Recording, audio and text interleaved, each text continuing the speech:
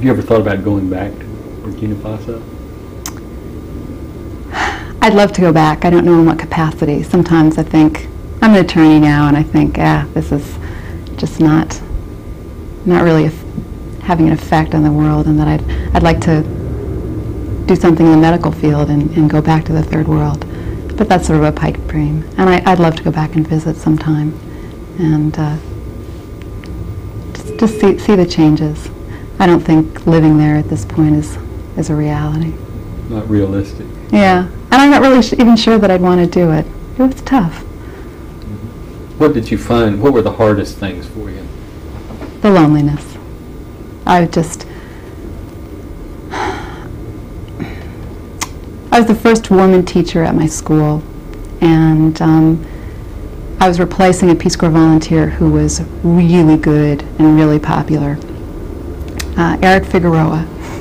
he was great, and he was Peace Corps' dream, and that was really hard to fill his shoes, and it was hard for people in my town to relate to me as a professional woman. Because particularly, I think it's true all over Africa, but particularly where I was living, there just aren't single professional women, and if you don't have children, people don't know how to relate to you. And it was very hard to make friends, because most of the people who spoke French were men, and they didn't really know how to relate to me. And the women spoke Jula or Lobi.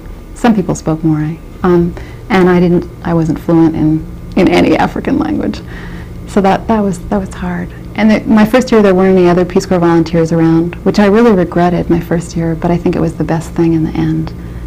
Fortunately, there was a Lebanese family there, the Damien, and they took really good care of me, and I think they really helped me through. Mm-hmm. And that really was the hardest thing, was just being so alone and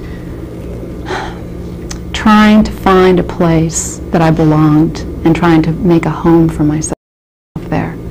And the first few times I left Gowa, I'd cry so much when I had to go back, and I was going out with a guy in Peace Corps at the time, and I just all I wanted to do was go back to his site. I don't want to have anything to do with going back to Gowa. And then my second year, it all changed, and I didn't want to leave Gowa anymore. And that leaving meant leaving my life there and going and doing all the sort of bureaucratic Peace Corps things. And then it really felt like home. You're the second person that said it was home tonight. It's interesting. I think that's the way a lot of us feel. It's sort of a home. Even if we never go back, it'll always be sort of a home to us. Yeah. That Peace Corps slogan, the toughest job you'll ever love, it's so corny, but it's so true. Honestly, I know I've said it before, it was the hardest thing I've ever done, but it's certainly the best and the most constructive. Not so much from what you did as a teacher of English, but what? That is, I don't know, what it gave me as a person.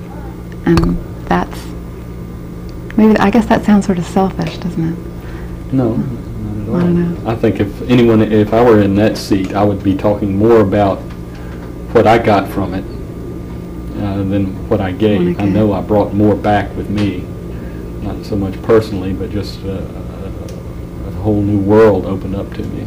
Yeah. And I think that's a very common experience. I don't think it's selfish at all. The one positive thing I did as far as my work went, and I don't mean to say that teaching English wasn't positive. God, it gave me a great skill, and now I teach English as a second language to Central Americans on the weekends, and I'm using those skills that I learned in Peace Corps, and that's great. But the one thing I did was I had a secondary project of teaching sex education to women in my high school. And it started out sex education and then sort of became more general health. And I think that was really positive. Tell me about that. What are women's lives like that, like in Burkina Faso, in the village?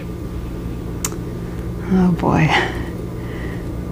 I could safely say I would not want to be an African woman. And I think that's part of it's difficult for Western women to be in Africa. and to try and walk that fine line between raising people's consciousness to the point where they can affect positive change and at the same time not leading people to be dissatisfied with their lives. I was living in a small town, but still most women either worked in the fields around the town or they sold things at the market. They were generally up at 4 o'clock in the morning, cooking and cleaning and taking care of the kids. There was a downtime for everybody in the middle of the afternoon when it got real hot. But then the women, would start cooking dinner again at 5 o'clock in the evening. There was always food to be cooked and water to be hauled, children to be taken care of, everything to be done. And the men did practically nothing at all. They would plant the seeds in the fields and they would drink, and that was about it. And I know it was very different around a lot of Africa, but at least where I lived, it was very important for girls to show that they were fertile before marriage.